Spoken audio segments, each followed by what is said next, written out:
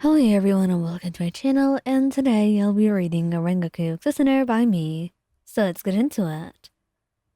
The forest was eerily quiet as you clutched your arm, blood seeping through your fingers. The demon had come out of nowhere, its claws grazing you before Rengoku had stepped in, with his usual blazing intensity. Now, you leaned against the tree, your breath shallow, as you tried to process what had just happened. Stay there! Rengoku's voice boomed, his tone as commanding as ever. His fiery hurry bellowed as he faced the snarling demon, his blade gleaming in the moonlight. I'll take care of it. And you watched as he fought off the demon. It was quite an easy fight for Rengoku. Effortless, really. Because then again, he was a Hashira for a reason. And this demon was not one of the 12 blood moons. So, he really did not have much to worry about. However, that's not how you were thinking. You were scared, terrified. It had only just scratched you, barely.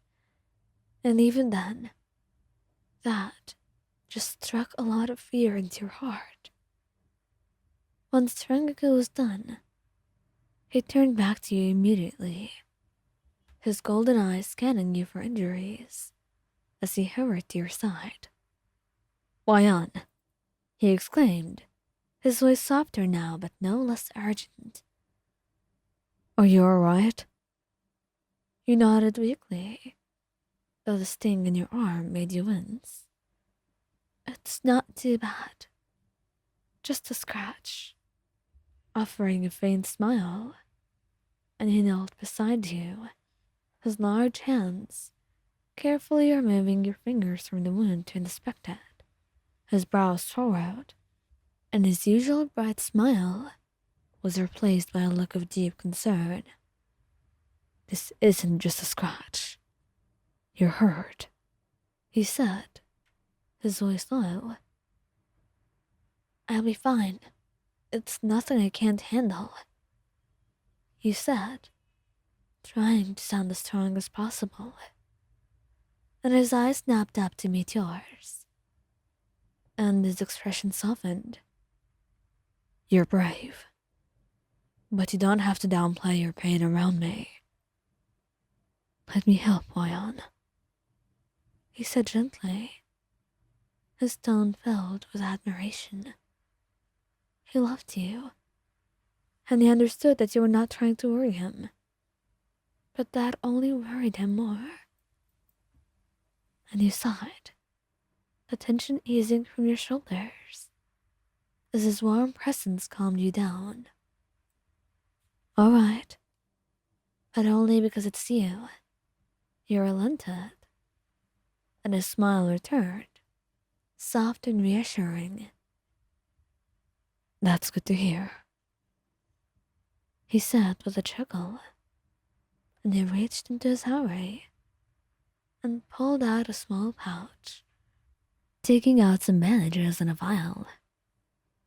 This might sting a little, he warned as he began to clean the wound, and you hissed as the cool salve touched the cut, and he immediately looked up, guilt flashing in his eyes. I'm sorry. I'll be as gentle as I can be. It's okay. You're doing your best, you assured him, fighting back the discomfort. And he worked quickly but carefully, his hand steady as he wrapped the bandage around your arm. And once he was done, he leaned back slightly, his eyes meeting yours once more. There. That should hold for now.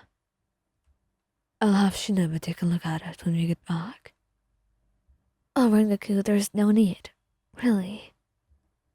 Don't worry about it. Well, thank you, I guess. And I didn't mean to worry you. I promise.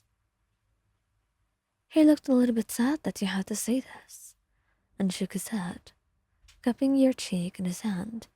You didn't do anything wrong, and it's only normal for me to worry about you. It would be wrong otherwise, wouldn't it? Well, He stopped you then, putting a finger on your lips. You are the most important thing to me, Ryan. Protecting you comes first, and so does worrying about you. Your heart swelled at his words, and you leaned into his touch, finding a comfort in his warmth. I just hate feeling like a burden. You admit it, your voice barely above a whisper. And you're not. You're not a burden at all, he said immediately, his tone firm. You're my partner, my equal, and it's my duty and honor to keep you safe. Tears pricked at the corners of your eyes as he looked into his own, and just how strong his conviction was as he said all those words. Well, you always know what to say, don't you? He grinned, the usual glow of his eyes returning. Of course. It's my job to make you smile. He laughed softly, the tension in the atmosphere melting away. Well, you're pretty good at it. That's good to know, because I'll never stop trying. And as the adrenaline from the encounter began to wear off, you leaned against him, your head resting on his shoulder, his arm wrapped around you securely, holding you close as the two of you sat in the quiet forest. You're amazing, you know that? You murmured, your voice muffled against his hurry. Same goes for you, darling, he said, and you smiled against him. And as the two of you sat there, he just held you close. And for a moment, you could forget what just happened a couple of moments ago.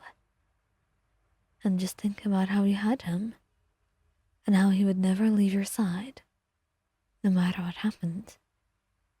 He would be there, protecting you, and putting a smile on your face for as long as he could.